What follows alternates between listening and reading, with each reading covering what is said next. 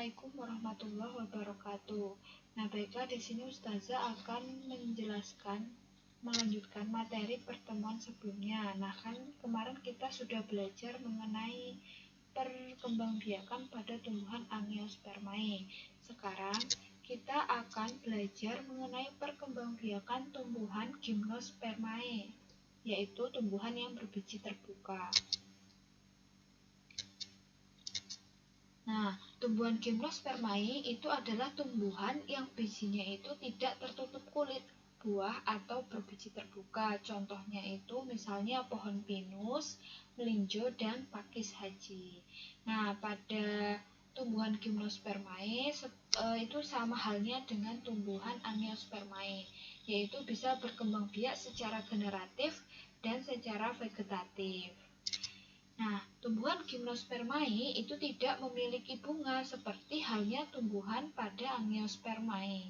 Nah, pada tumbuhan Gymnospermae itu alat perkembangbiakannya berupa strobilus atau unjung. Nah, pada tumbuhan pinus dan melinjo itu ada dua jenis strobilusnya, yaitu strobilus jantan dan strobilus betina.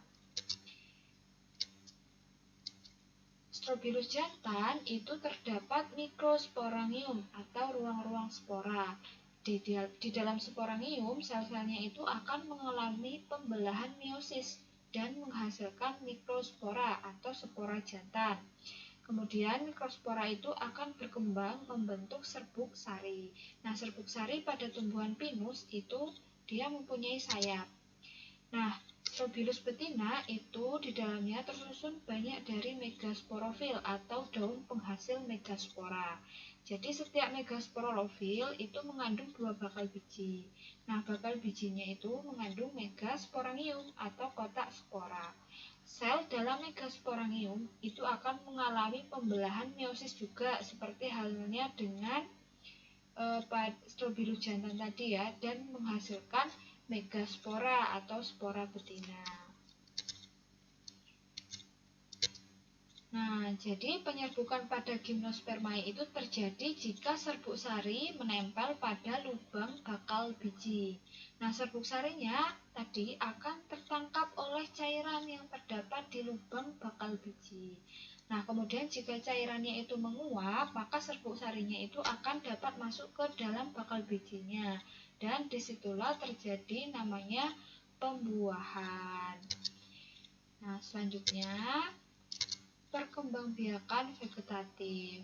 Jadi selain mengalami perkembangbiakan generatif, pada tumbuhan Gymnospermae itu juga bisa mengalami perkembangbiakan vegetatif. Kemarin sudah dijelaskan bahwa perkembangbiakan vegetatif itu merupakan perkembangbiakan secara aseksual atau tanpa melalui proses pembuahan. Nah, kalau pada tumbuhan Gymnospermae, kalau dia berkembang biaknya secara vegetatif itu melalui tunas akar atau dengan bulbil ya, yang disebut dengan bulbil. Nah, contohnya itu pada pakis haji dan pinus. Nah, selanjutnya perkembangbiakan tumbuhan paku. Nah, sama juga dengan tumbuhan Angios dan Gymnos. Jadi, tumbuhan paku itu bisa berkembang biak secara generatif maupun secara vegetatif.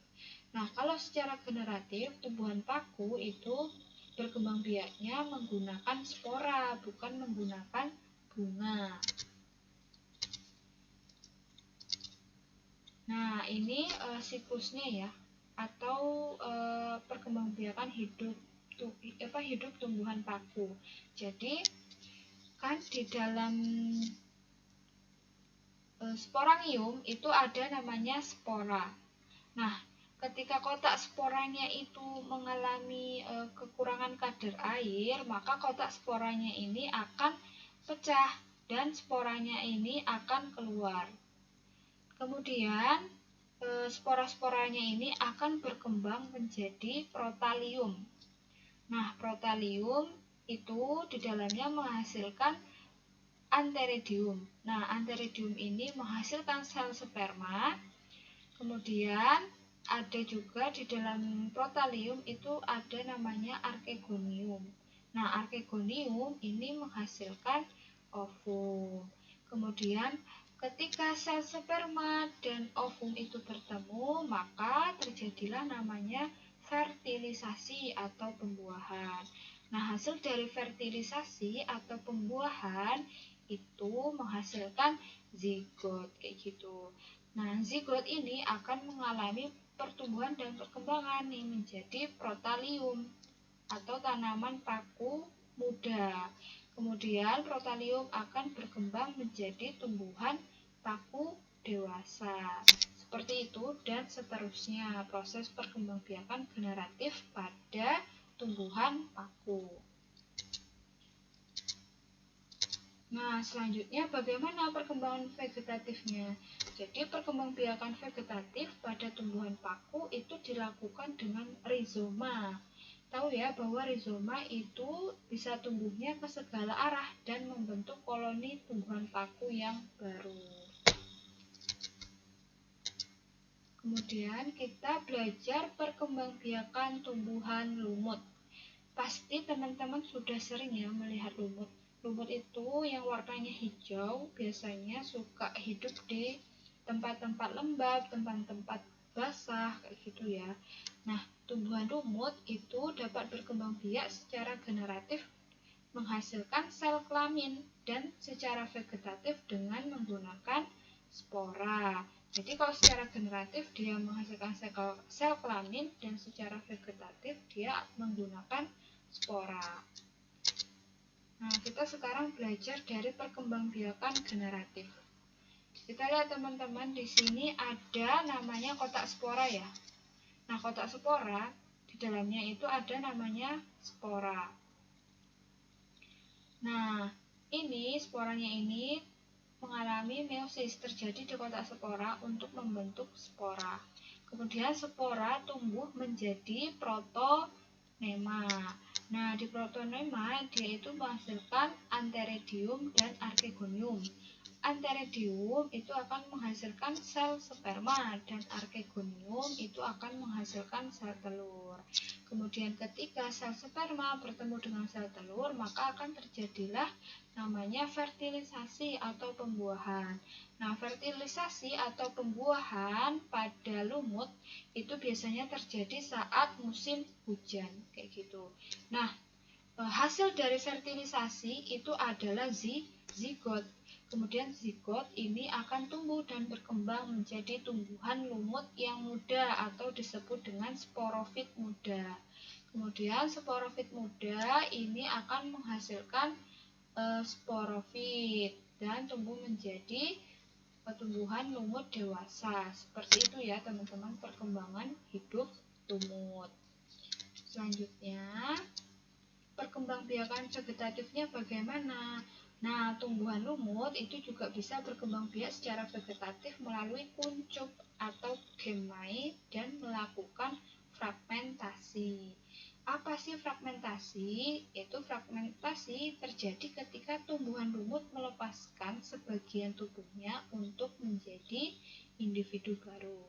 Fragmentasi itu yaitu terjadi perpotongan-perpotongan atau melepaskan sebagian tubuhnya tadi menjadi individu baru. Nah, seiring perkembangbiakan zaman, itu ada namanya teknologi perkembangbiakan pada tumbuhan. Jadi teknologi perkembangbiakan tumbuhan itu ada beberapa. Yang pertama ada hidroponik. Pasti ini teman-teman sudah tidak asing dengan kata-kata hidroponik. Jadi hidroponik itu adalah cara penanaman tumbuhan dengan menggunakan larutan nutrisi dan mineral dalam air dan tanpa menggunakan tanah. Jadi di sini kalau hidroponik bukan menggunakan media tanah, tapi menggunakan larutan nutrisi dan mineral air. Nah, contohnya seperti ini ya. Biasanya hidroponik itu cocok digunakan pada lahan yang sempit, misalnya di daerah perkotaan kayak gitu. Nah, selanjutnya selain ada hidroponik, yang kedua ada namanya vertikultur. Nah, Vertikultur itu merupakan metode budidaya tanaman dengan cara membuat instalasi secara bertingkat atau